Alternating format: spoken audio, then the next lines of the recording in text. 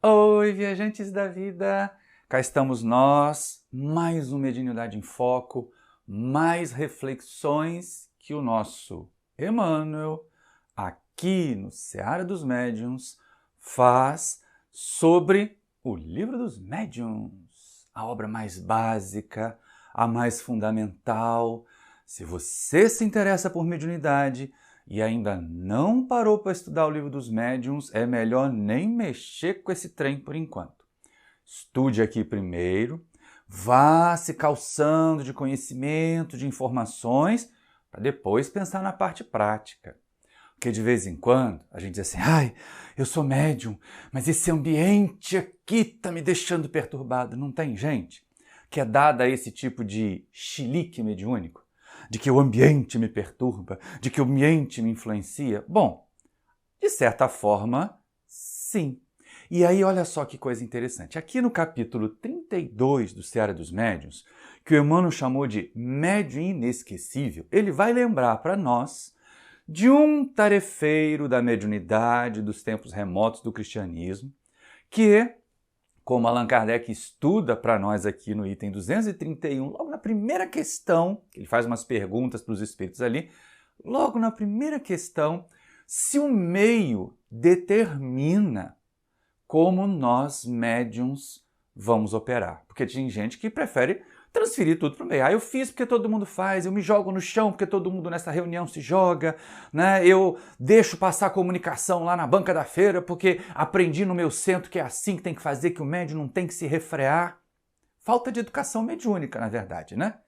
Então, antes da gente ir para o texto de Emmanuel, vamos dar uma passadinha no texto do Livro dos Médiuns, porque é muito interessante essa questão. E a gente tem que observar em dois aspectos diferentes. Uma, sim, a influência do meio no trabalho do médium. Outra, a resistência do médium ao meio. E a inteligência do médium de, pelo menos, tentar diminuir a influência perniciosa em volta dele, buscando outros meios, buscando outros ambientes. Essa é a questão que a gente vai ver, tanto aqui quanto aqui. Mas lá no Livro dos Médiuns, Kardec vai chamar a nossa atenção. Ele observa para nós o seguinte, perguntando para os espíritos. O meio em que se acha o médium exerce alguma influência nas manifestações?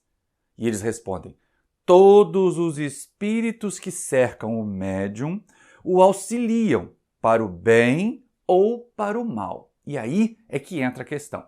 Para o bem ou para o mal, e todos os espíritos. Ali a gente não está falando só de espírito desencarnado. A gente está falando dos nossos coleguinhas encarnados ali em volta. Por isso que a gente vê algumas reuniões mediúnicas muito bagunçadas, muito desorganizadas, porque desde muito tempo as pessoas ali se acostumaram a fazer daquele jeito. Que algumas vezes os dirigentes alimentam isso. Não tem uns dirigentes que dizem, não, fulano está desligado porque não recebe espírito batendo na mesa, gritando. Eu vi isso muito, mas muito disso lá na década de 80, quando comecei a trabalhar na mediunidade.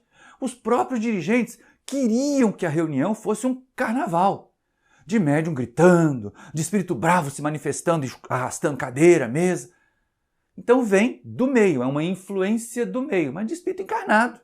Não é de espírito desencarnado, não. E aí, todos. Então, a sabedoria está em buscar um meio onde as dificuldades diminuam. Não é que elas vão desaparecer, porque as dificuldades podem estar dentro da gente também.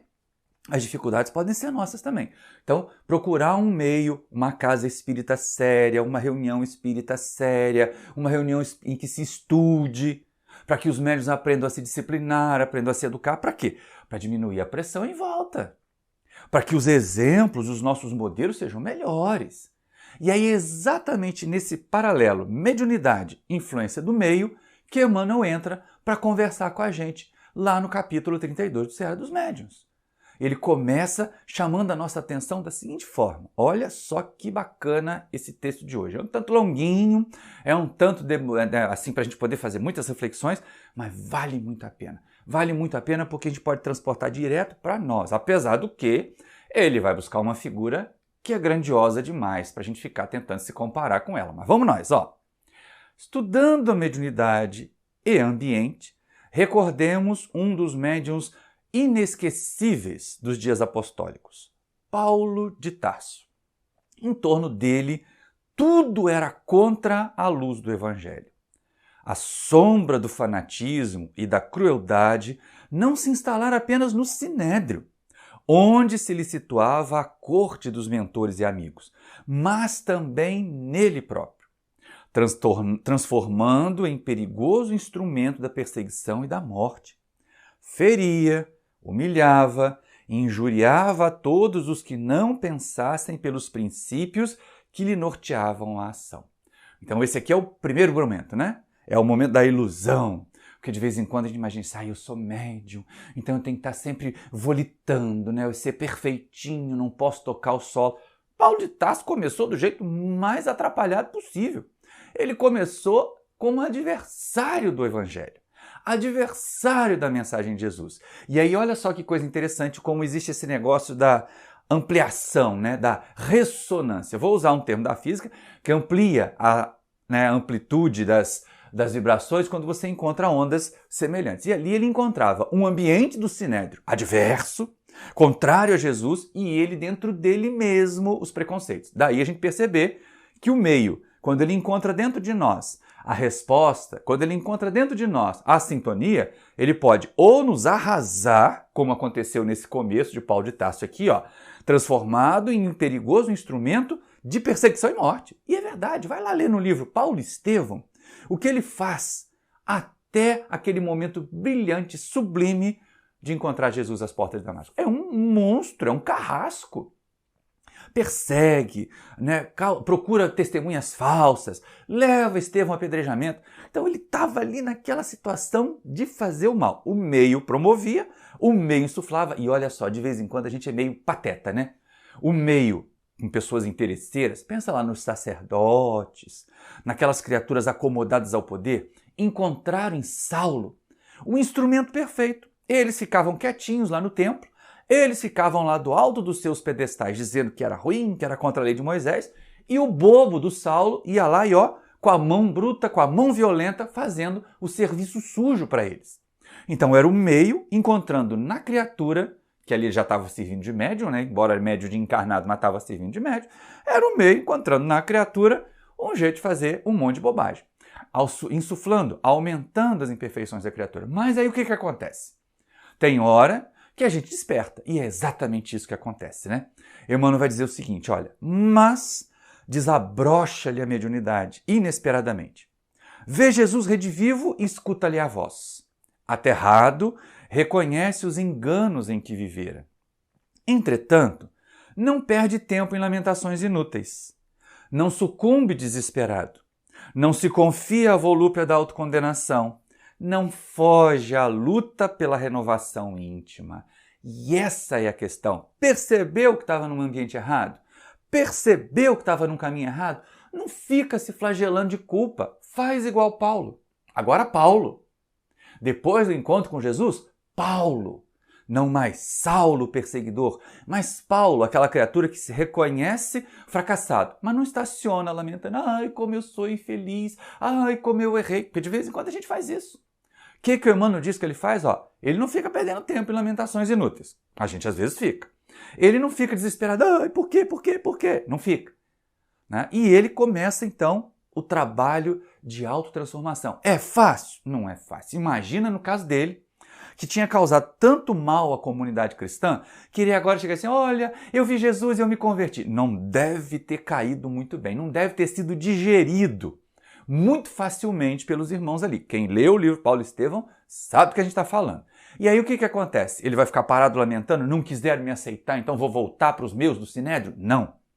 Ele percebe, olha, errei. Tinha que educar mais a minha mediunidade, tinha que educar mais as minhas ações, porque aqui não estamos falando só de educação da mediunidade, né, gente? Nós estamos falando de educação do indivíduo. E aí o que ele faz? Fica esperando os outros, vem cá, meu cristãozinho novo. Não, faz isso não. Ele vai trabalhar para mostrar sua renovação.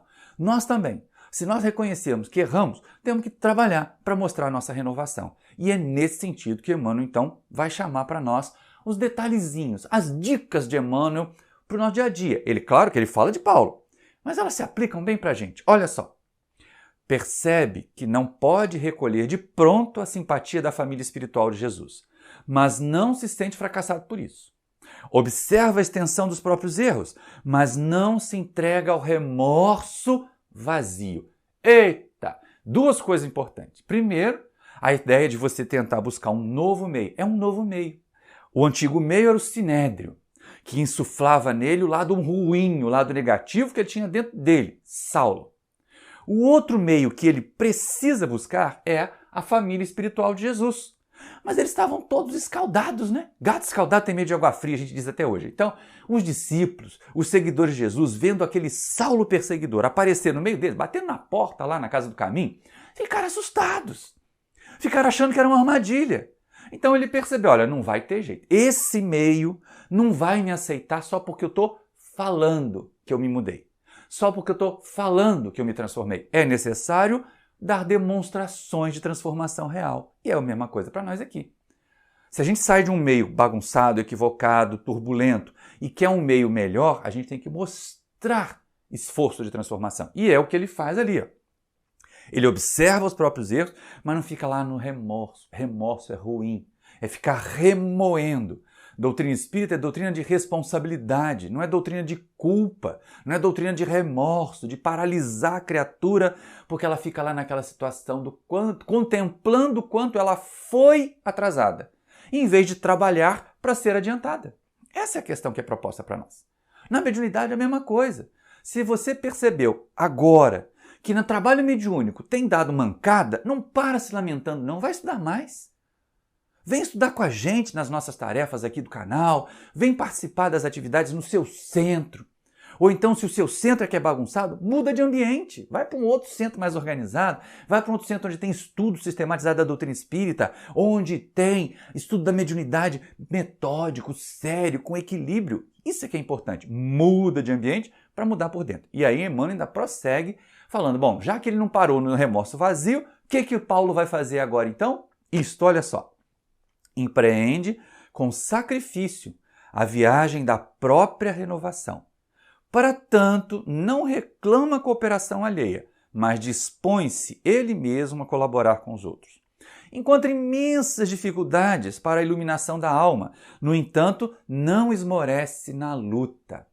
E é interessante isso, né? Eu queria tanto melhorar, mas ninguém me ajuda. Então se ajude você, faz que nem ele fez. Se coloque você como colaborador. O que já posso fazer aí? Posso servir a aguinha, o copinho de água lá na sala do passe? Posso encaminhar as pessoas na fila do passe para elas entrarem? Não dá para trabalhar numa reunião de desobsessão ainda, porque a sua mediunidade não está equilibrada? Comece por aí. Vai fazer curso de passe, comece trabalhando no passe, vai fazer visita a enfermos. É ótimo para equilibrar a mediunidade quando a gente começa a fazer a prática do bem aqui, a visita a enferma, a visita ao hospital, a visita a criança, a visita a asilo, porque a gente começa a ser médium, intermediário dos benfeitores daquelas pessoas, sem a mediunidade ostensiva, o que é bem mais tranquilo para nós. E aí o que mais o Paulo vai fazer? O que mais ele vai colocar? É difícil, mas não para. É difícil, mas eu não desisto. Ó. Encontra imensas dificuldades para a iluminação da alma. Porque de vez em quando, né? O eu velho grita dentro de nós. Ele não fala alto, ele grita, ele berra nos nossos ouvidos. Volta para cá, volta para dar chilique mediúnico. É assim que a gente vai aparecer, é assim que você vai ficar famoso. E a gente, não, eu quero é trabalhar com Jesus. Eu quero é usar a mediunidade como ferramenta de serviço. Como Paulo fez ali. Não desiste, não esmorece na tentativa de se melhorar. Essa é a questão. E até porque, agora vamos pensar assim, já no trabalho, nossa, quando ele desabrocha como trabalhador, duas coisas acontecem. Os seus antigos comparsas, ó o meio de novo aí, né? Olha a influência do meio. O meio antigo tenta atraí-lo de volta ou então tenta sufocá-lo. Porque imagina, era um traidor do Sinédrio, era um traidor da mensagem de Moisés, porque ele agora estava divulgando o cristianismo. Então, ó, foi chicoteado muitas vezes, foi perseguido, foi apedrejado. Aconteceu. Mas também, exatamente porque era um grande palestrante, uma linda cigarra do Evangelho, vamos colocar assim, né? Cantava a mensagem do Evangelho por um dia, também foi enaltecido muitas vezes. E aí Emmanuel fala atenção sobre isso, chama a nossa atenção sobre isso. Cuidado. Cuidado com a crítica, mas cuidado ainda com o elogio. Porque a crítica, às vezes, abate a gente. A gente fica, ai, eu sou atrasado mesmo. Mas o elogio é a pior das rasteiras. Porque a gente pode se sentir melhor do que é de verdade. E aí, qual foi a atitude de Paulo? Olha lá, vamos lá com Emmanuel de novo. Segundo a palavra fiel do Novo Testamento, é açoitado e preso várias vezes pelo amor com que ensinava a verdade. Mas, em contraposição, na Licaônia e na Macedônia, foi tido como sendo Mercúrio encarnado e servo do Altíssimo. Não se sente, todavia, esmagado pela flagelação ou confundido pelo êxito. Tolera assaltos e elogios como pagador correto, interessado no resgate das próprias contas. Eita ferro! Aí é que é o negócio. Nem ficar esmagado pela crítica, nem exaltado pelo elogio. Reconhecer mediunidade é uma ferramenta de progresso. Também não assumir aquela história de que eu tenho mediunidade porque eu sou um devedor. Aqui ele se coloca como devedor por causa dos erros que ele cometeu antes, que ele reconhecia que tinha cometido antes como perseguidor do Evangelho.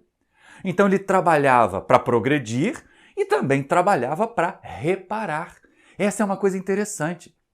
Lá no Livro dos Espíritos e no Céu e Inferno também, quando a gente estuda a dinâmica da regeneração, vem arrependimento, expiação, reparação. O arrependimento tem que vir primeiro, mas expiação e reparação podem vir numa ordem diferente. E ele resolveu reparar antes de expiar. Tanto que a expiação ficou lá para o final. Apesar do que, convenhamos, levar umas chicotadas, já era começar meio que expiar os erros que ele cometeu, porque ele tinha mandado açoitar muita gente também. E essa é uma questão importante. Nem ficar enaltecido, exaltado com os elogios, nem abatido com as críticas. Segue servindo. E aí a gente começa a perceber o seguinte, o meio influencia, como diz o Livro dos Médiuns, mas se nós temos vontade, como Paulo de Tarso, a gente suplanta o meio, a gente supera o meio. E ainda tem mais, olha só, mais notícias lá do Evangelho, Diz ainda a Boa Nova que Deus operava maravilhas pelas mãos dele. Entretanto, ele próprio declarava trazer consigo um espinho na carne, que o obriga a viver em provação permanente.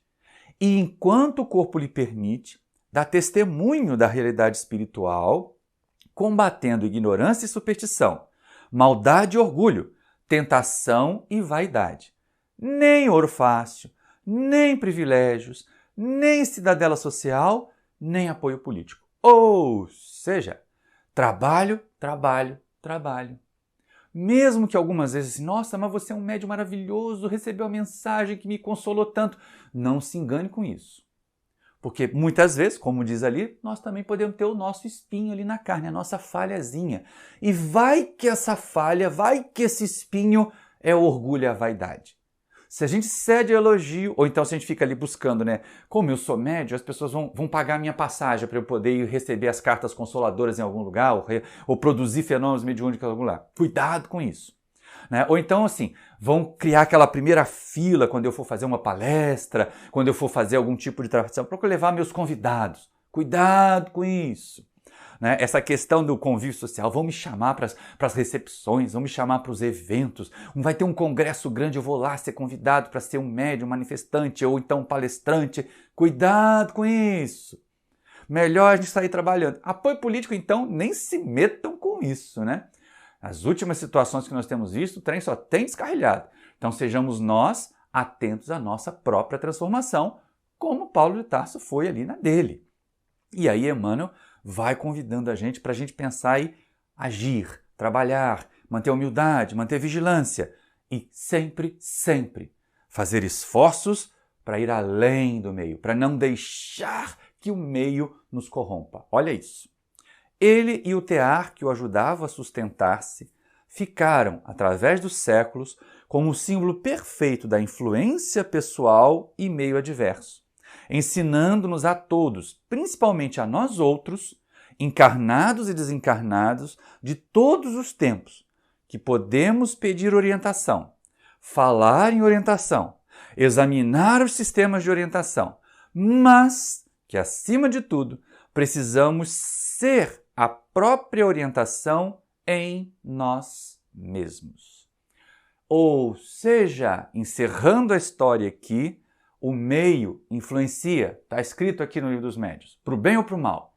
Mas cabe a nós, médiuns, cabe a nós, trabalhadores, suplantarmos o meio com a nossa vontade de trabalhar e de servir. Está dito ali, a gente até vai receber, a gente até pode dar orientação, mas nós precisamos ser a orientação boa, ser a orientação positiva. E aí eu volto à frase do começo. Se você aí quer se ocupar de mediunidade e ainda não estudou seriamente aqui o Livro dos Médiuns, para o que está fazendo. Não se mete com mediunidade enquanto não tiver estudado fundo, bem e preferencialmente em grupo sério, a obra mais básica da doutrina espírita sobre mediunidade, que é o Livro dos Médiuns. Aí, fortalecido, ciente do que o meio pode fazer e de que nós podemos suplantar o meio, a gente consegue ir adiante. Então eu espero que essas reflexões do Emmanuel aqui, que as mensagens que nós temos aqui no Livro dos Médiuns sirvam para nos orientar, Eu volto ali à questão da orientação. Não é só para vocês que eu falo, não. Quando eu estudo esse negócio aqui, quando eu estudo o material, é para mim primeiro. É para rever desses quase 40 anos de trabalho de mediunidade, onde eu posso melhorar ainda. E tem muito para melhorar ainda, exatamente como Paulo percebeu. Ele não parou até o último momento de servir, quando não podia mais viajar, começou a escrever carta, começou a ditar cartas para os outros. Então é exatamente aí, não parar de trabalhar, não parar de crescer, não parar de aprender. É a proposta para nós. Agradeço você ter chegado comigo até aqui. Se gostou, se inscreve aí no canal, acione o sininho para receber as notificações. Se gostou mesmo, deixa um like aí agora, comenta aí embaixo por que gostou. Se não gostou, deixa o dislike, comenta aí embaixo por que não gostou e, se possível, se achar que vale a pena, mas só se você achar que vale a pena, pega o link desse vídeo e manda para os seus amigos e amigas estudiosos da mediunidade aí, para a gente levar essa mensagem mais longe. Muito obrigado pela sua atenção e até o próximo vídeo!